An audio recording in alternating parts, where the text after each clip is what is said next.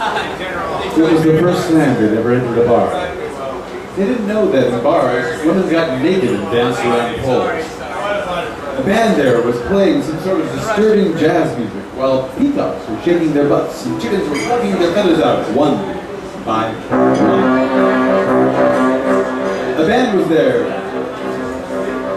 Like all the other freaks, the bar welcomed the two rejected kids. Little by little, our two ugly friends became less and less naive. They were now really a part of this lusty world, drinking alcohol, making out with old and ugly strippers, and fighting with broken customers wanting to touch some chicken skin. The ugly little lamb also started to tell mushrooms, he kept from his journey in the forest. And for special customers, he always had some blue trees. One day, he had a fight behind the bar, next to the trash, and hit a poor paying squirrel with his head. He soon became aware that this was the second prayer. He hadn't realized that two horns had begun growing out of his head, one of which was now sticking to the head of the poor junkie, whose wife and kids would wait the whole night for him to come home. Meanwhile, our ugly duckling was pulling a needle from his arm in the bar's bathroom, when a customer had opened the door, causing him to fall to the floor. Lying there, he opened his eyes and came face to face with his reflection in a pool of his own vomit on the floor. He couldn't believe what he saw.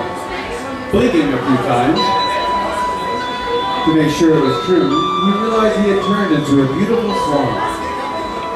Though the bar was a tragedy scene, our junkie fellows shared their experiences and turned them into a song. They asked the rock band playing that night to play for them. And as you can hear, that night, it was a cow on drums.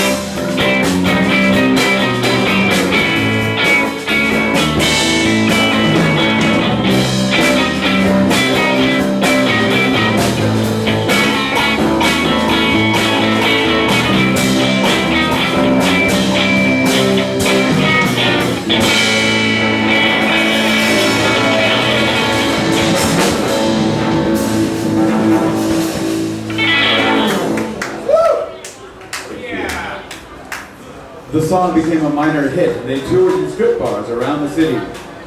They really wanted to play their new songs, but people kept asking for "My Body Is Changing." The ugly black sheep began feeling uncomfortable with his friend for life, who started hanging out with rich and fancy people, and started avoiding him after their success.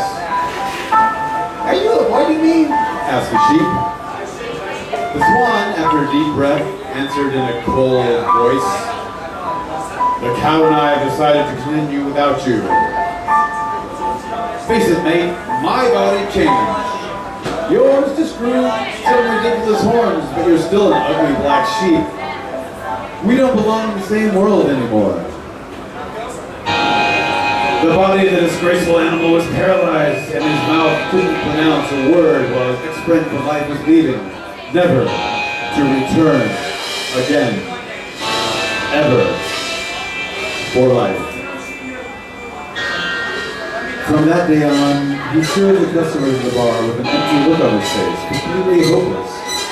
He began to realize that he ran away from his problems only to find more problems somewhere else. There was no escape in this world when you're a freak. But most of the time, his brain just disconnected. His arms and legs moved by themselves, just going through the motions. But one day, he was awakened by some voices. "It's him! It's him!" "Probably some fans again," he said. "I don't play anymore." "What? We're here to bring you back. Your mother sent us." He looked at them and recognized some of the sheep that used to bully him when he was a kid. His heart was beating irregularly, as you can hear. Can you hear it? No? It's... But, now there's a drum, so you can't hear it. "What are you talking about?" he replied. "She died a long time ago because of me." "What are you talking about? She's still alive. But she's dying little by little ever since you left. And if you don't come back now, she will die because of you." With his eyes full of tears, he started running towards the sheep society. The tears went all over his face, but thanks to his horn, he could now tell the difference between his shrunken head and his butt. He ran and ran as fast as he could for the next 4 days and 7 nights.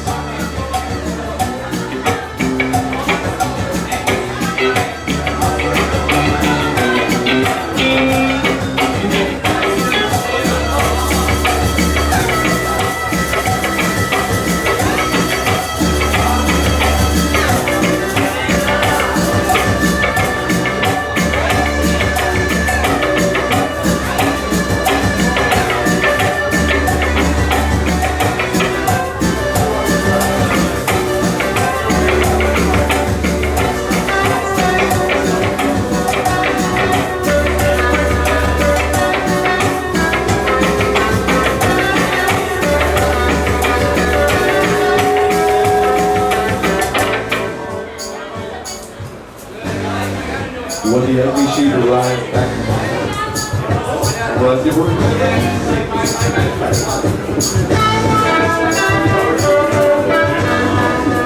When the ugly sheep arrived back in the sheep society, his heart burned with mixed feelings.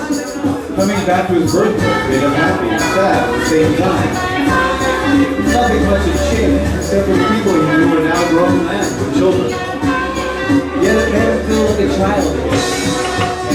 Despite all that he'd been through, ready to learn anything from life, enthusiastic about everything, he was still very naive. But adult enough to forget all the mockeries and the insults. And after checking on Wikipedia, he knew for sure he was not one of the 8%.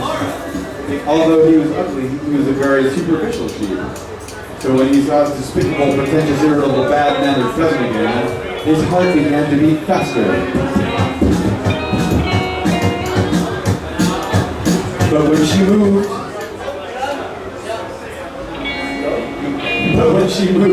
he could see his mother behind her and ran toward the two great women of his life.